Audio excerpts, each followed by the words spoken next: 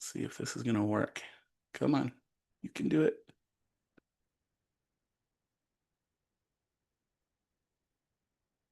Okay. Yay.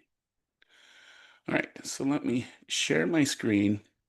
Now, one area of the history of abnormal psychology that is kind of universal and pretty universal is the first theory that we should talk about what creates abnormal behavior, what creates mental illness.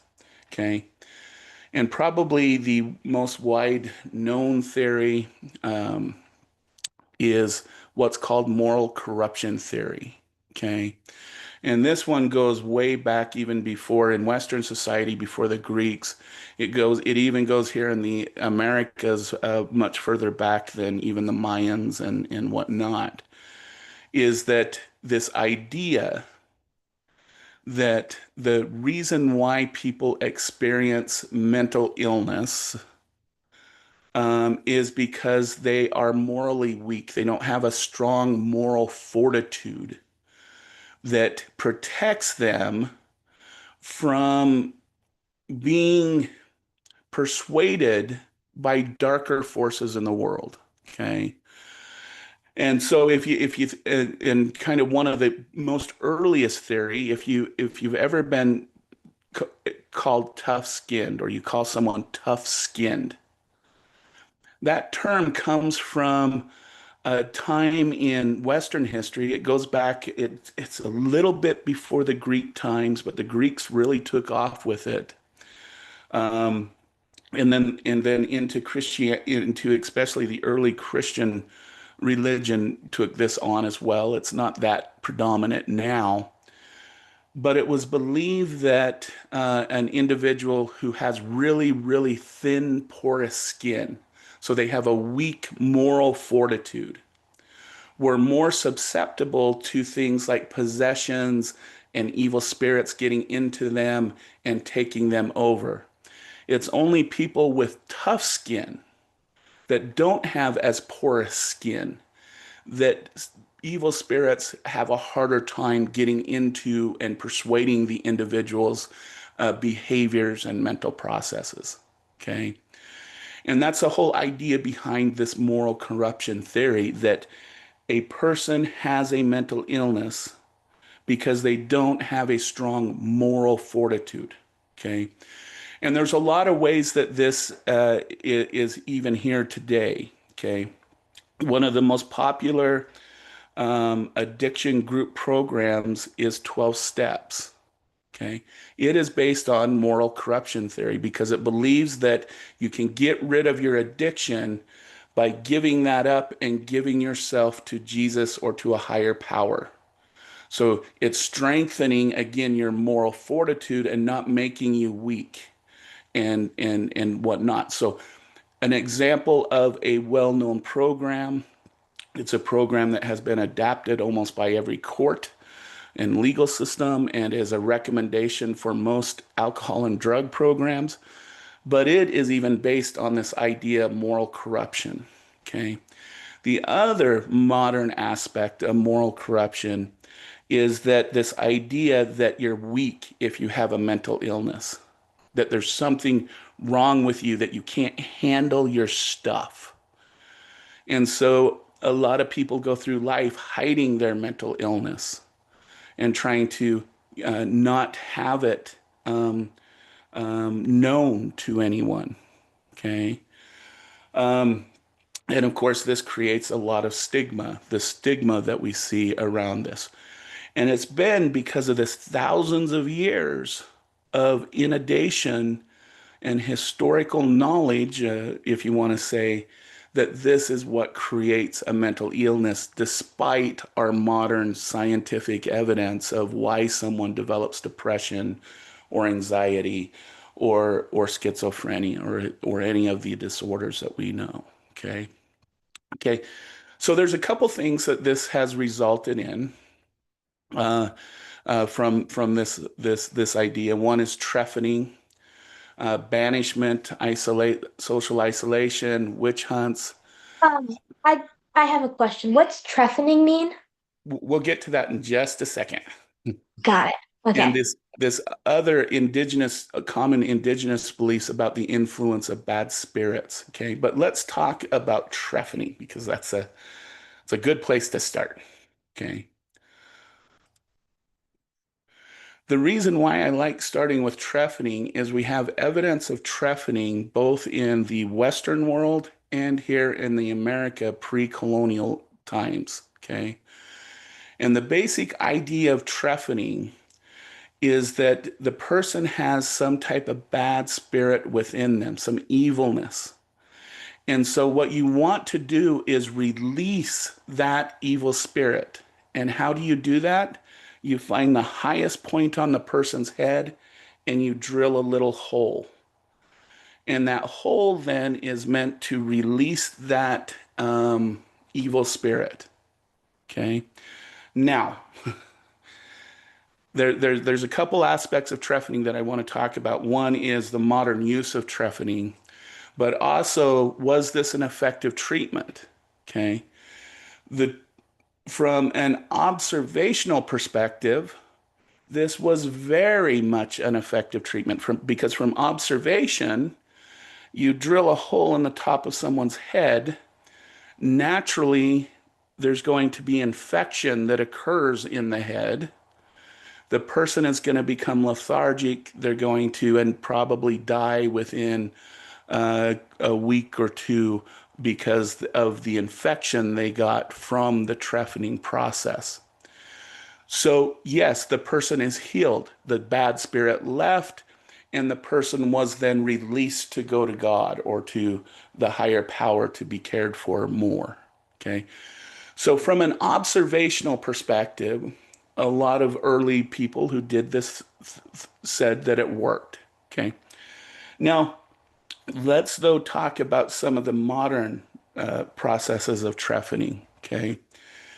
One thing that was found, especially later in history, when we get into, for example, Napoleon's wars, the wars in the 15th, 16th, 17th, 18th, and even the 19th century and 20th and early 20th century, is they found that individuals that got TBIs, okay, that's traumatic brain injury, so injuries to the head, when they trephin it, the most common reason why a person dies from a brain injury isn't because of the actual assault to the brain, not because an object actually hit it in some way, but the swelling that occurs. Most people die from a TBI because the brain crushes itself inside the skull.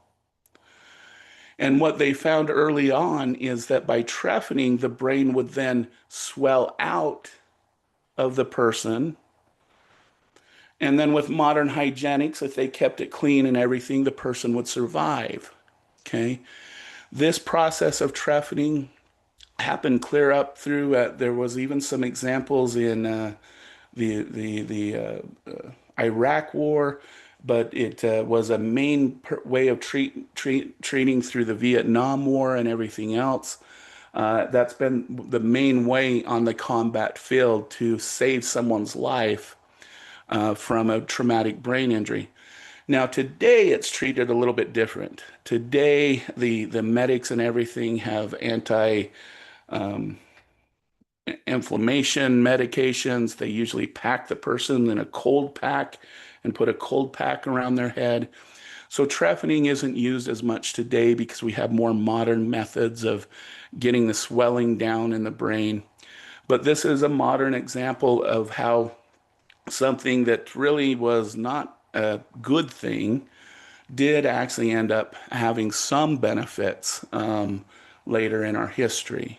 Okay. So I like starting with this one because it's an example of something that occurred across all our continents in the Americas, in the Europeans, pre-contact, and was used for kind of the same reasons of healing somebody from having some type of possession of some type. Okay. So this is an example of this. Now, I want to bring this up really quick because not all theories from early on, and we will even see this with some of the early Native American theories, were based on moral corruption or the moral theories. Okay, and the Greek Greek humor theory is probably one of the good examples of a non-moral corruption theory. Okay.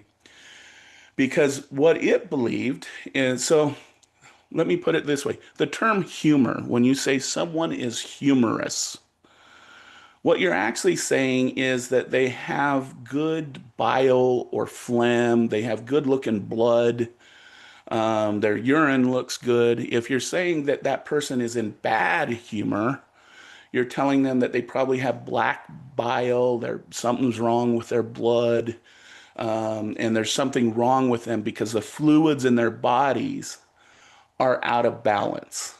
Okay.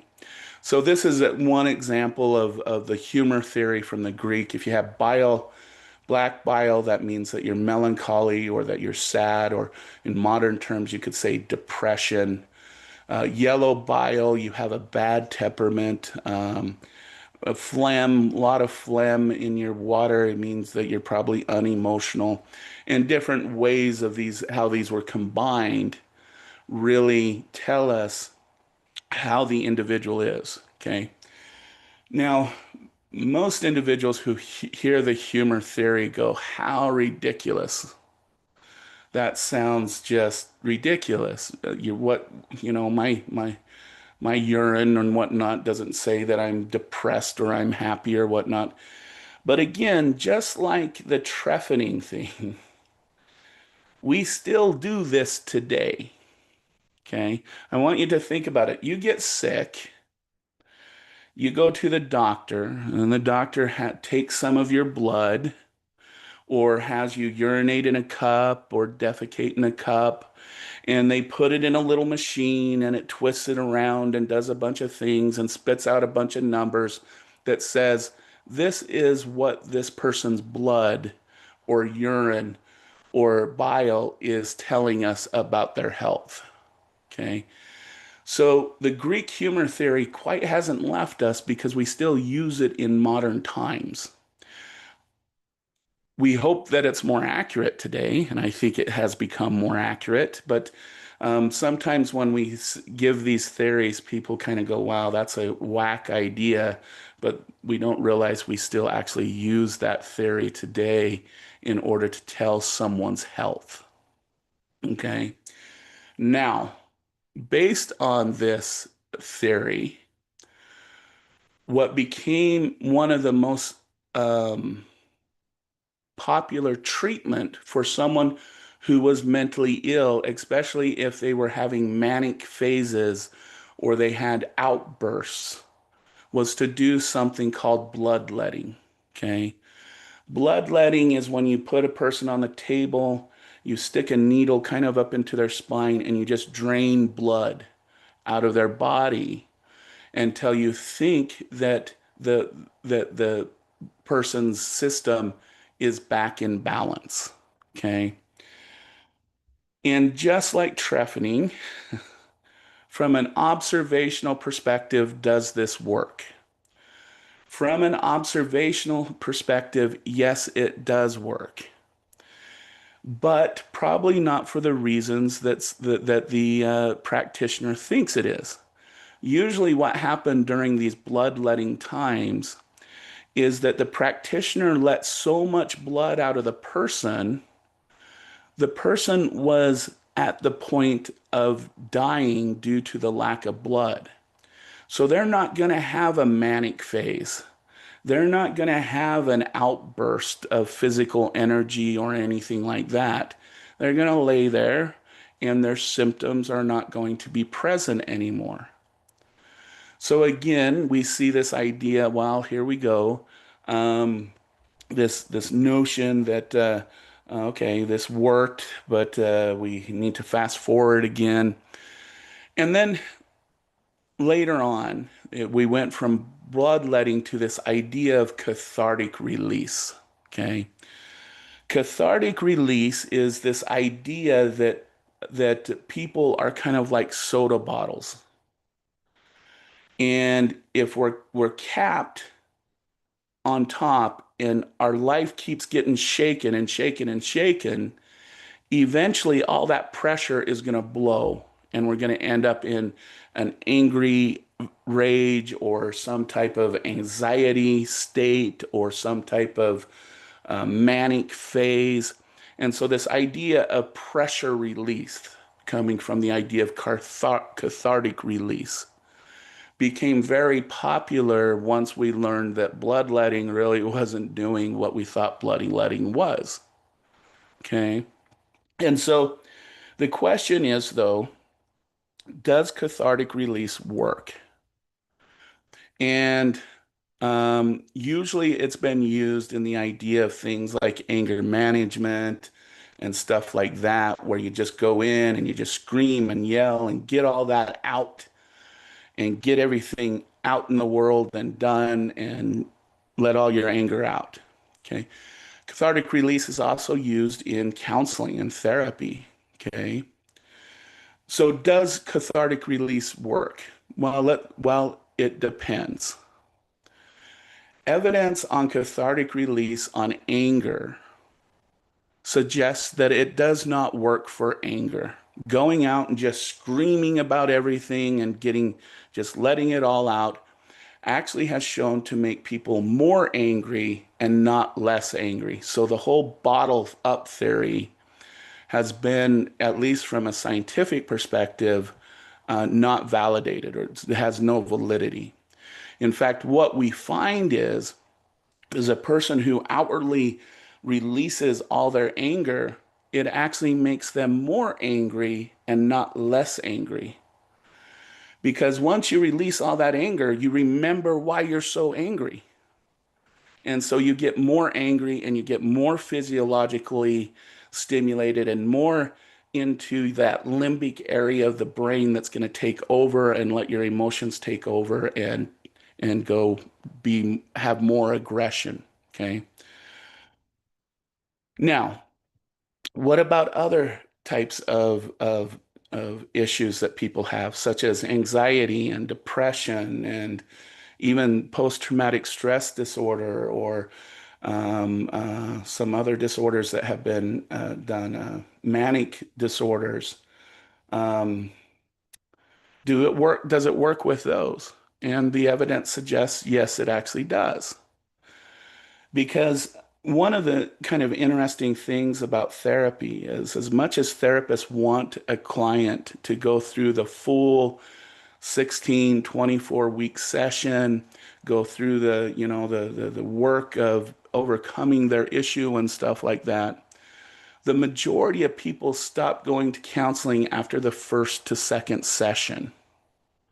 Okay, and therapists have been have wondered about that for a long time. What is it that makes a person just all of a sudden stop coming to a treatment session? And so, of course, researchers kind of took over and said, well, let's find out.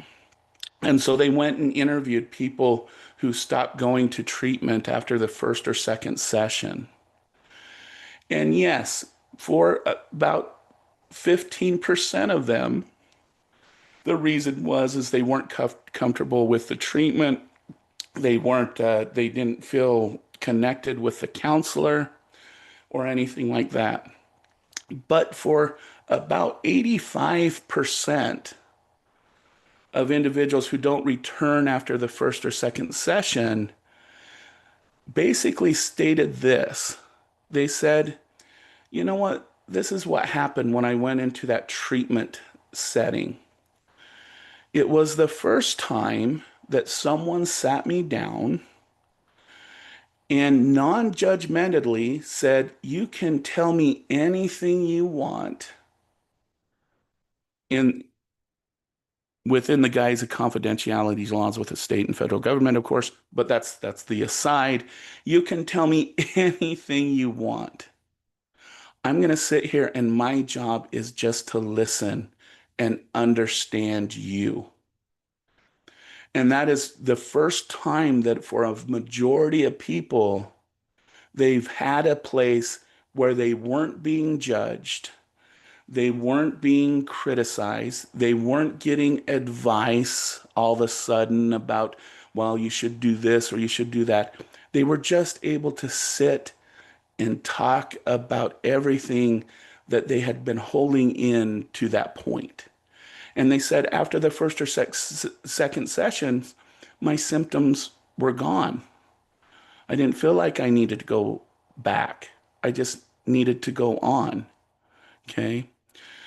Now, with that being said, there's some follow up on that because usually it lasted about 5 to 6 weeks, and many of those individuals kind of came back and said, "Okay, I'm feeling those symptoms again." So it's not like a permanent solution. I don't want to put that message out there, but that's the idea of cathartic release is that I for many disorders at least for a 5 to 6 week period, just having that ability to say anything they wanted without judgment was enough to relieve those symptoms for at least that time period. Okay.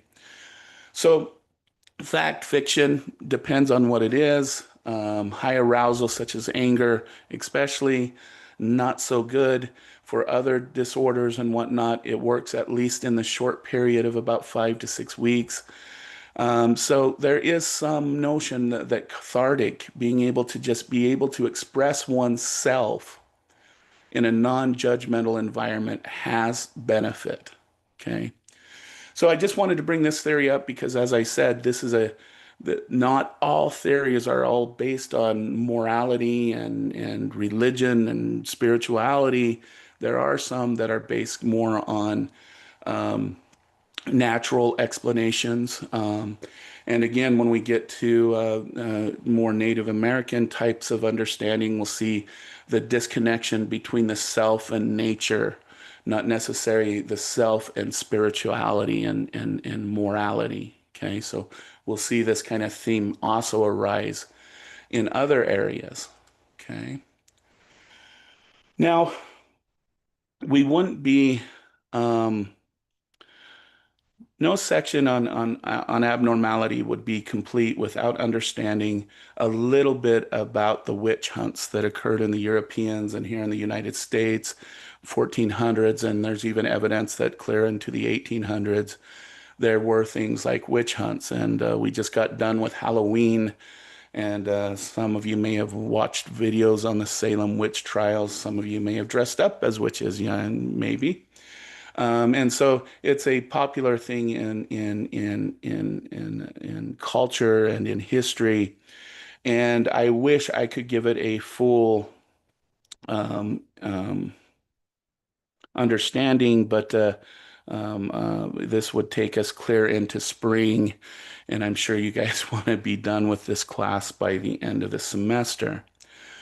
But I do want to give some context about the witch hunts because there are some important implications on how we evaluate and treat modern mental health. And it comes, you know, at least from a Western perspective, and it comes from this era of the witch hunts. Okay.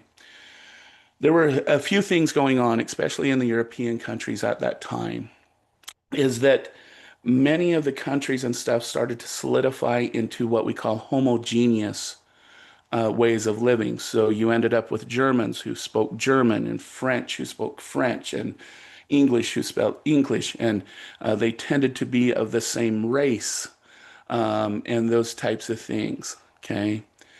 And so, in most contexts, if you think about when people start to struggle in our life, we try to look for that scapegoat. Okay. In modern times, scapegoats are largely based on things like socioeconomic status and race, especially here in the United States, the color of one's skin. Okay.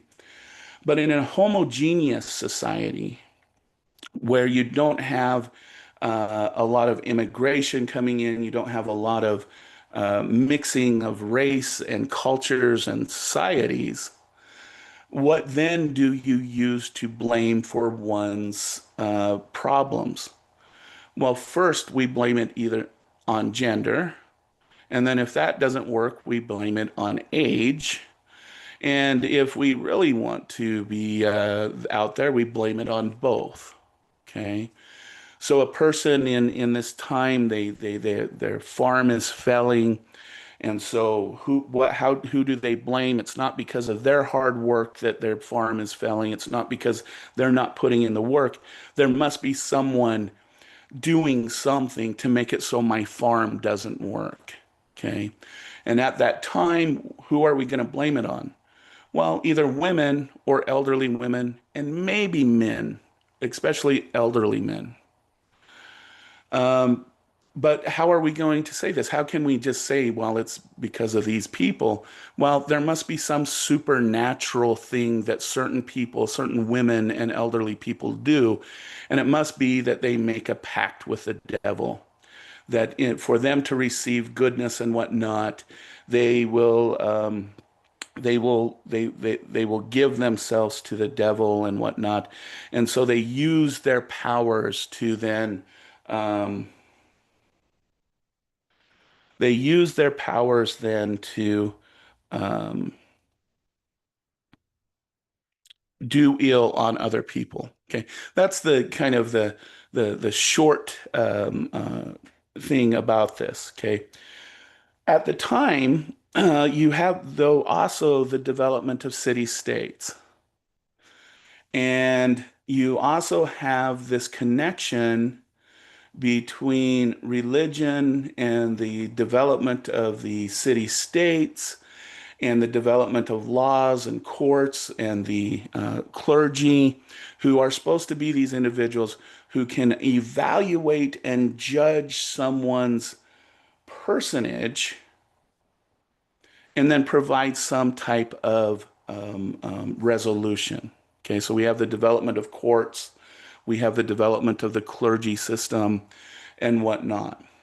But this means that we then have to bring evidence forward to make the claim that a certain person is a witch.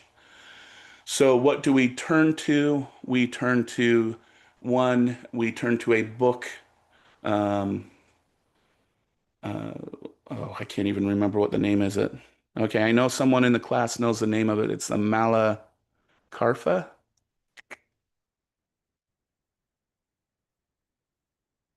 Anyone? Anyone? I think it's that.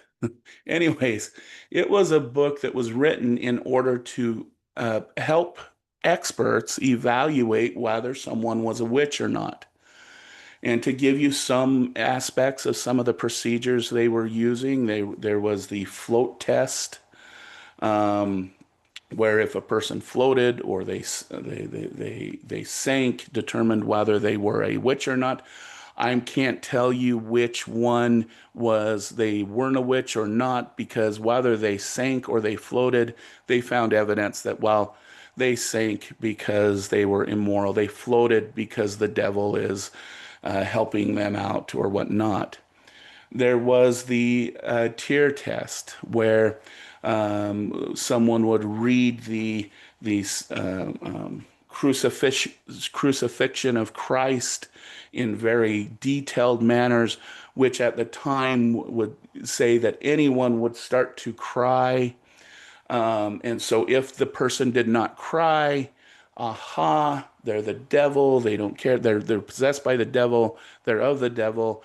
The issue with this is just to everybody knows, as we age, our tear ducts start to dry up. And by older age, most individuals can't find it an easy way to actually produce tears, even if they want to. So this test was largely used on elderly women and men. Um, and then you could probably guess the reason why this was an all man profession. There was also called what was called the witch pricker, which was often used on younger women, as you could probably imagine why, where the woman was stripped naked and the witch pricker would come in and remove and prick out all the woman's hair on her body, because what he was trying to do is find the mark of the devil, some type of birthmark or something where he could go, aha, this is where the devil marked them. Interesting thing is witch prickers, they either would they usually had no observer. If they did have one other male observer that was close to them, but no one could watch what the witch pricker actually did to that young lady. So you can imagine why many individuals went into that field. Okay, so let's fast forward. So we have these tests to determine whether someone was a witch or not. And then the expert would go to the court and say, aha, here's my evidence. This is what I found. And this person is a witch. If the person was wealthy enough, they might have had their own expert who would come in and say, aha, no, these tests didn't validate. They're not. What we're developing is the idea of expert witnesses. Okay. Now, let's fast forward to modern times because I want to express how loose the diagnosis of someone's behavior and mental well-being really is, and how clinical psychology and psychiatry have a very, very, very long ways to go to understanding the exact diagnoses of individuals and how to treat them. We're not at the point of cancer, blood tests, any of those things. And this is why. The witch hunts developed the idea of the expert witness in courts. And even in modern times, you could have two expert witnesses who have the exact same education, that exact same years of experience. They may even use the exact tools, the tests and everything else. They may use the exact same one, but depending on who they're with, either the prosecutor or the defendant, they can come up with two totally different conclusions. All right. So the point I want to make at this point about the witch hunts is one, it shows what happens when people start feeling ill about themselves and they need someone else to blame. And we can see this working out in our modern societies, especially here in the United States. Okay. Two, it shows that it's another reason why, especially in Western societies, you don't want to tell anybody that you're having a difficult time, because you could be prosecuted instantly for that. The third thing is the notion of the expert witness. This is where this develops in modern, especially modern Western courts and whatnot. And the fourth thing is how much work we still have in the world of mental illness and disorders, because we shouldn't have two individuals who education, experience, and everything else wise should come to two different, totally different conclusions. Okay. So those are some things I want you to think about, um, coming from the, at least the,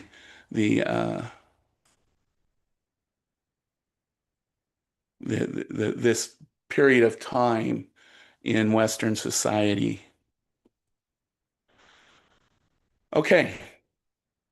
So I did want to mention there's just a few things I wanted to mention about Native American and the and what's commonly called the medicine man. I do want to caution everyone on that term medicine man. Not all Native American communities or cultures recognize that. It is a common term, but I just want to let everybody know this. I don't want anyone to generalize this, but this is some areas that we can look at within some Native American communities, because the stories of the medicine mans have been told over and over and over, that we have some type of historical record from communities that recognize a person in their community that can be a healer of some type. And we do find in most Native American communities there is the notion of a healer, and I maybe should just change that term to the healer instead of using that term. I just wanted to make that clear. What in many of these communities, and this is where we get into the notion that not everything is based on morality, but based on person's experience, going kind of back to the whole cathartic release idea. um, is that dysfunction arises from a disharmony between a person and nature, that we become disconnected from nature. And if you remember in the beginning of the class, we did talk about those two philosophers, where one said what dysfunction arises when a person goes away from their nature or their natural state. Okay, this is a very common one. The difference is that in many of these communities, there's a focus on the journey.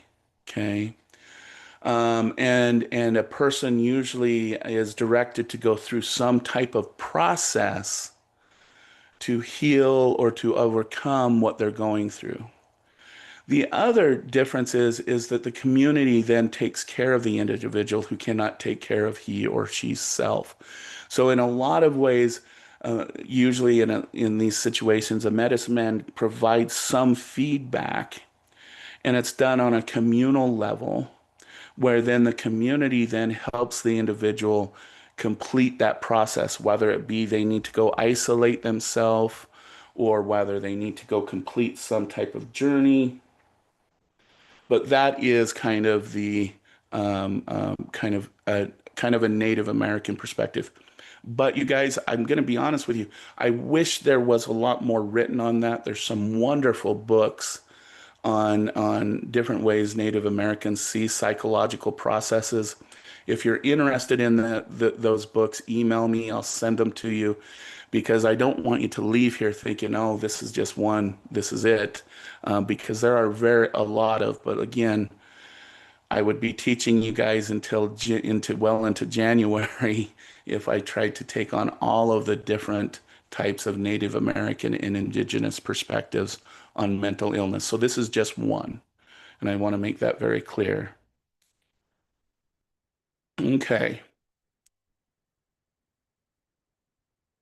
Okay, so let's fast forward and look at some different ways that things are seen in more of a modern terms, and how they're seeing. And we could look at it from what we call psychological schools or perspectives, versus the cause of a disorder. Okay. And actually, you know what, you guys,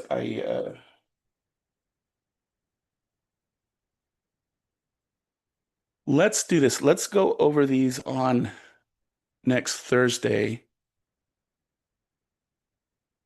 because it'll make it. I'm sorry, I'm trying to think about how to approach this, because we have such distance between now and next Thursday, and these will make more sense when we start going into these different disorders as they've been defined by different psychiatric and psychological associations.